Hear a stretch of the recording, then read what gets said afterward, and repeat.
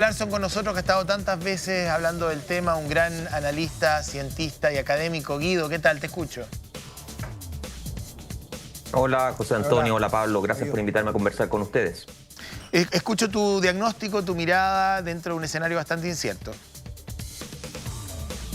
Sí, yo creo que esa es la palabra clave, es la incertidumbre, particularmente en las próximas horas. Si todo lo que Donald Trump ha dicho es cierto y si efectivamente Nicolás Maduro se encuentra en manos de los Estados Unidos, la gran pregunta es qué es lo que ocurre institucional, jurídica, constitucional y políticamente en Venezuela. ¿Cuál va a ser la arquitectura del país en los próximos días? ¿Quién va a tomar el poder? ¿Cómo se va a tomar el poder? ¿Cuál va a ser el proceso de transición? Etcétera. Yo creo que si uno revisa la literatura sobre procesos transicionales, los procesos son realmente muy volátiles, las cosas pueden salir muy mal, muy rápido, la situación se puede desestabilizar. Hemos tenido casos en el pasado realmente muy recientes donde, en fin, había optimismo, todo el mundo aplaudía la salida de un dictador, pero rápidamente se llega al hecho real, ¿no es cierto?, a la materialización de la política, donde necesariamente hay que tener Pero en ese grados de control, grados sentido, de ejecución, Guido, etcétera. Todo eso se perdón, encuentra en incertidumbre, sí, perdón. y en ese sentido, a diferencia de Hussein o de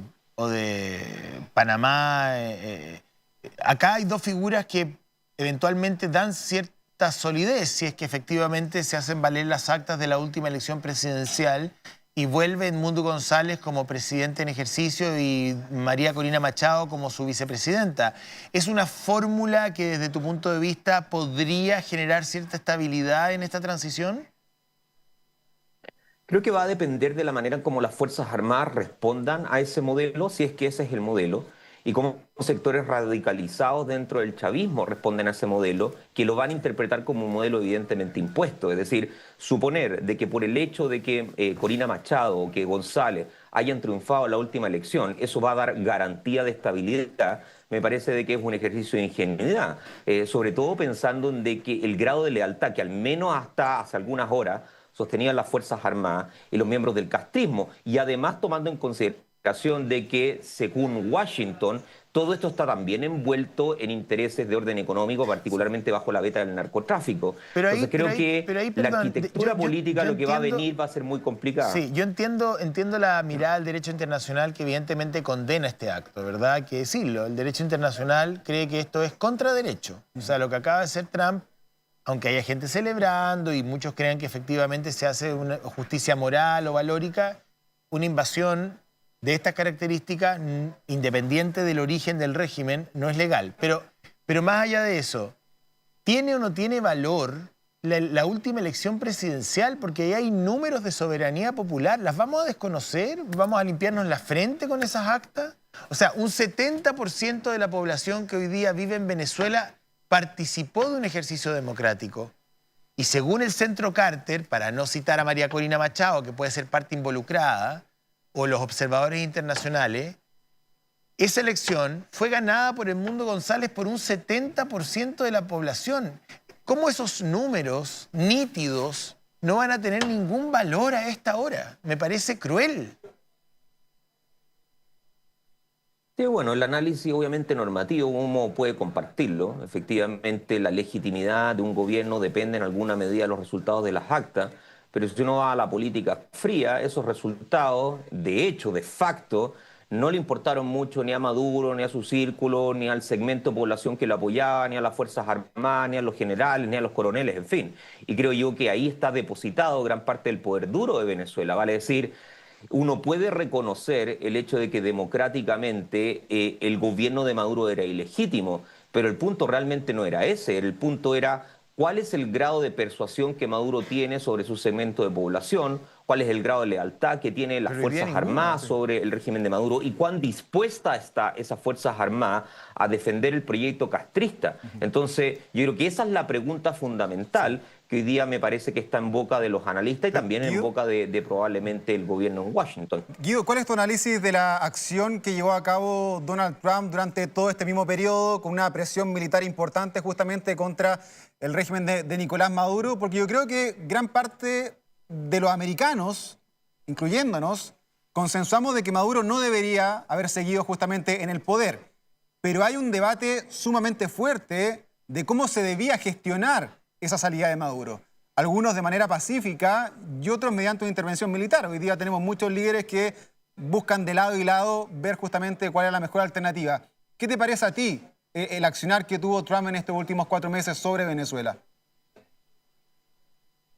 Mira, yo tiendo a asumir de que hubo algún intento de negociación política. El propio Donald Trump reconoció que había hablado en 2 oportunidades con Nicolás Maduro. Evidentemente no sabemos el contenido de esas conversaciones, pero uno puede inducir la suposición de que habría algún tipo de ofrecimiento para la salida de Maduro, para cambiar el régimen, para llevar a cabo nuevas elecciones. Uno nunca lo sabe.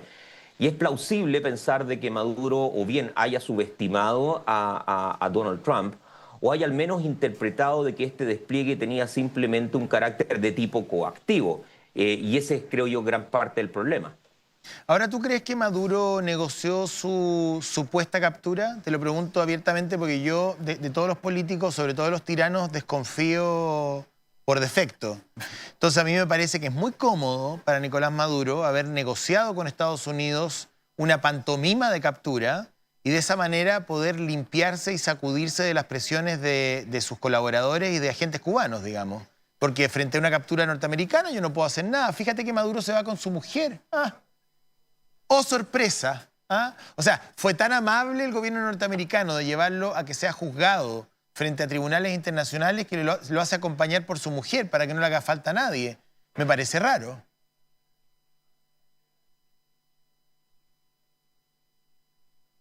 Se nos fue ahí. Es una hipótesis que cabe considerar, perdona, es una hipótesis que cabe considerar de forma seria.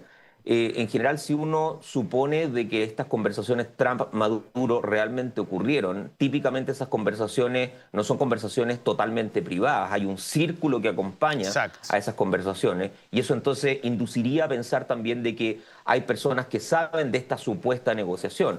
Ahora, creo yo que si ese fuese el caso, entonces hay más pie aún para imaginar de que la fragmentación ocurre primero desde el interior. Exacto. Y aprovechando esa fractura, entonces se da inicio a la operación militar. Creo que tal vez las próximas horas, quizás la locución de Donald Trump puede dar luces en torno a eso. Lo más probable es que la fractura comenzó en la elección presidencial.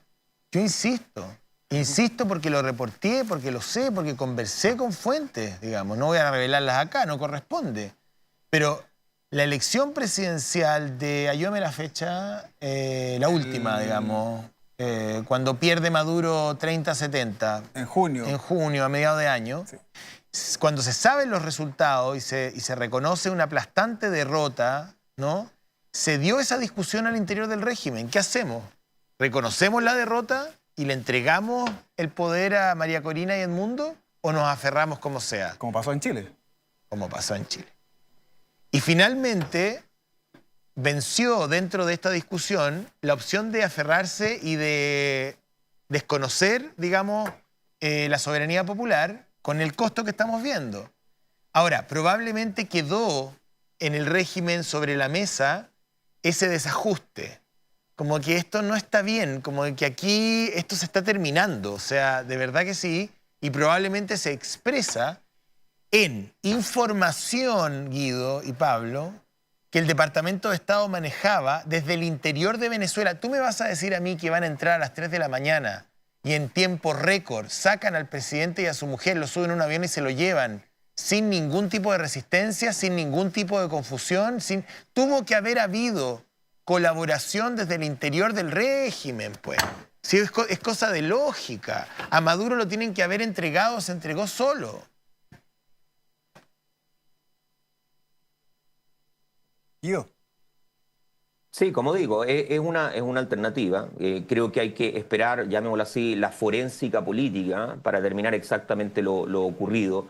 Creo que si uno va a casos del pasado, creo que uno observa una evidencia mixta. Es decir, hay casos donde Estados Unidos cuenta con activos de inteligencia al interior de un país y aprovecha esos activos para realizar operaciones relativamente limpias. Creo que lo que tú dices respecto de que Maduro fue capturado y que no hubo resistencia es un dato para imaginar de que el grado de apoyo que tenía Maduro respecto de su propio círculo puede haber sido relativamente menor. Pero creo yo que hay dos interrogantes que es importante tener en consideración. Número uno, ¿qué es lo que va a ocurrir durante toda la próxima semana? Lo que veníamos comentando al inicio, cuál va a ser la arquitectura política del gobierno venezolano. Y dos, ¿cuál es el efecto de reverberancia a nivel geopolítico mundial?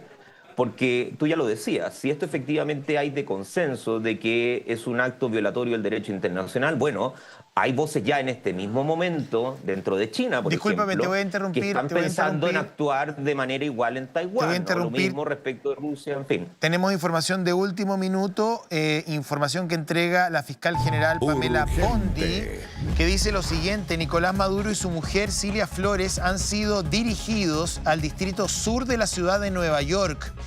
Nicolás Maduro enfrenta cargos de narcoterrorismo, de conspiración, de importación de cocaína, posesión de drogas y de armas destructivas y otra serie de cargos de alta gravedad en la legislación internacional. Por lo tanto, ya se comienza a confirmar que Nicolás Maduro Moros y su mujer estarían en el estado de Nueva York detenidos y enfrentando cargos de narcoterrorismo, conspiración y otros graves delitos, Pablo.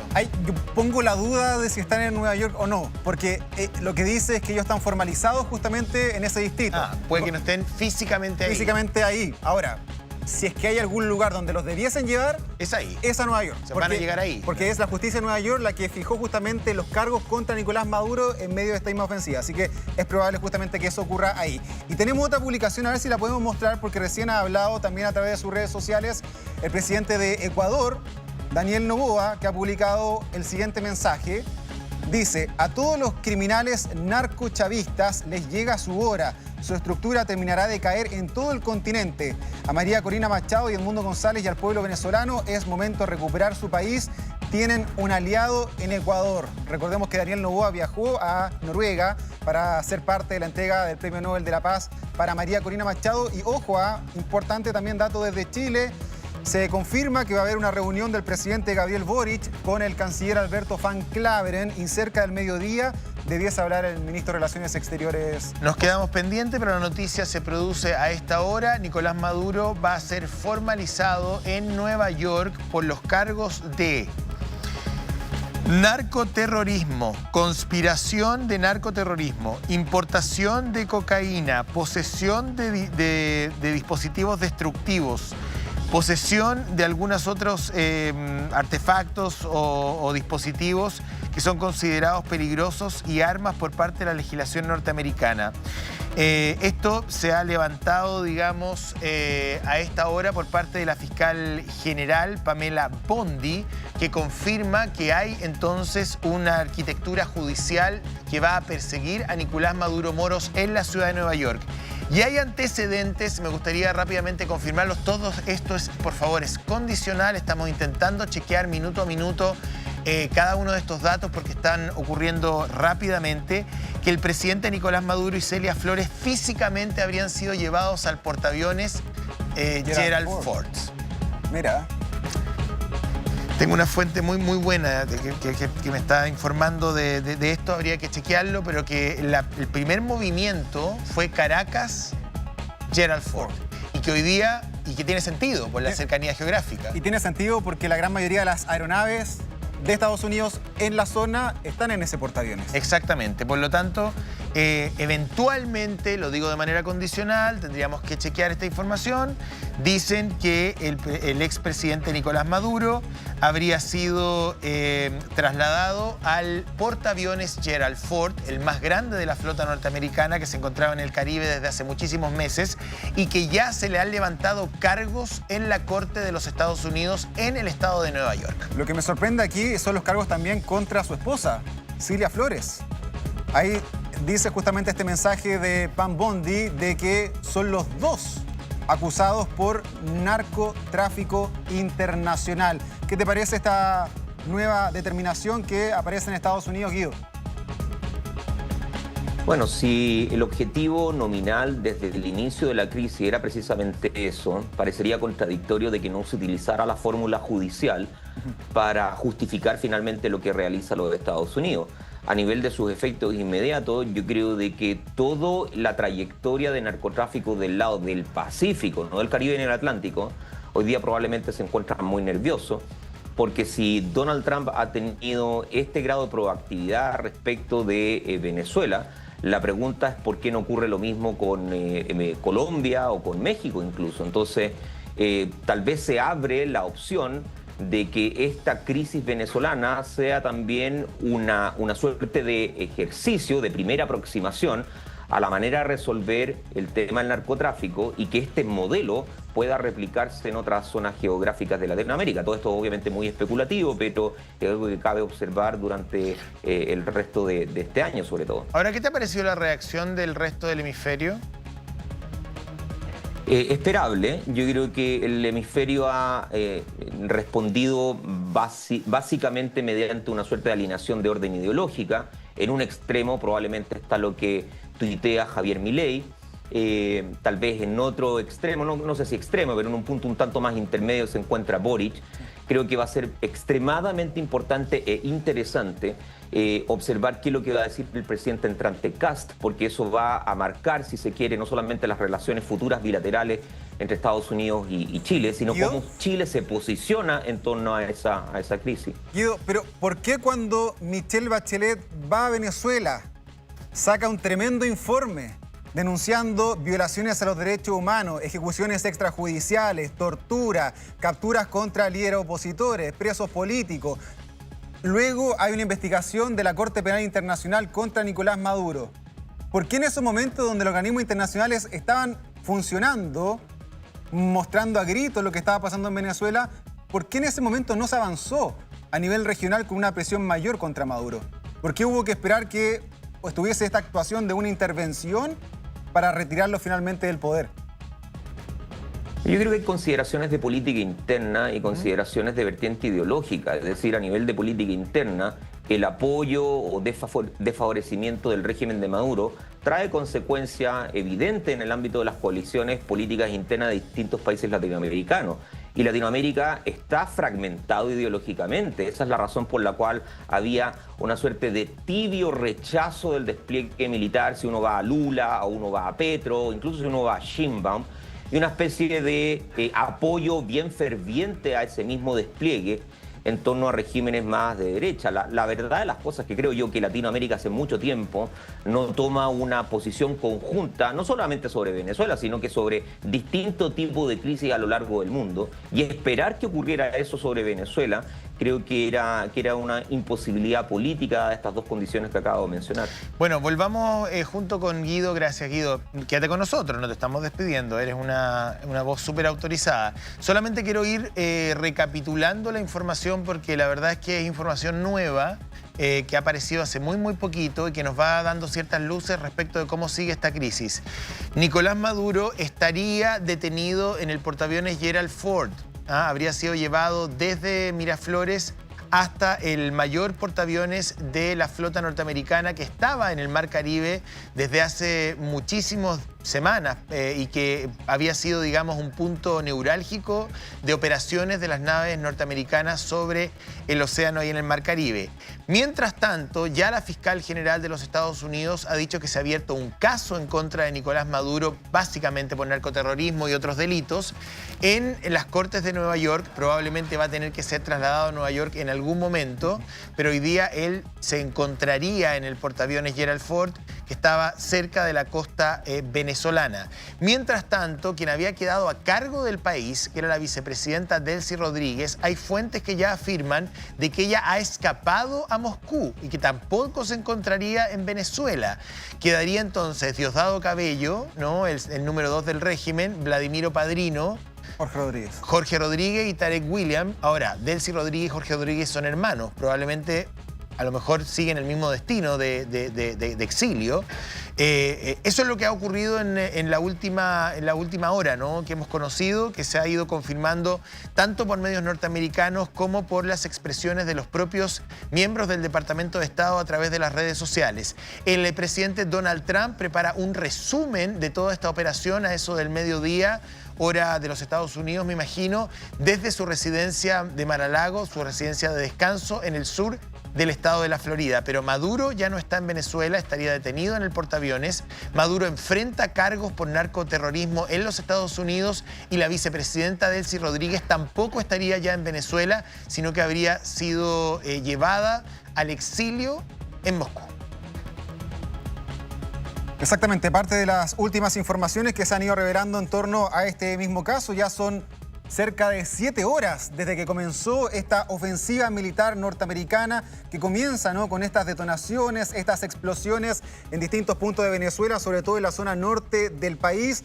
La gente se preguntaba qué estaba ocurriendo cuando, claro, comienzan a escuchar aeronaves, habrían sido helicópteros y también aviones los que habrían sobrevolado Venezuela para finalmente bombardear la zona. Según medios norteamericanos, ese habría sido el gran telón para despistar a las Fuerzas Armadas venezolanas mientras entraban las fuerzas de élite y también agentes especiales de Estados Unidos para llevarse a Nicolás Maduro y su esposa Cilia Flores. Estamos en este momento conversando con Guido Larsson, analista académico de la Universidad del Desarrollo.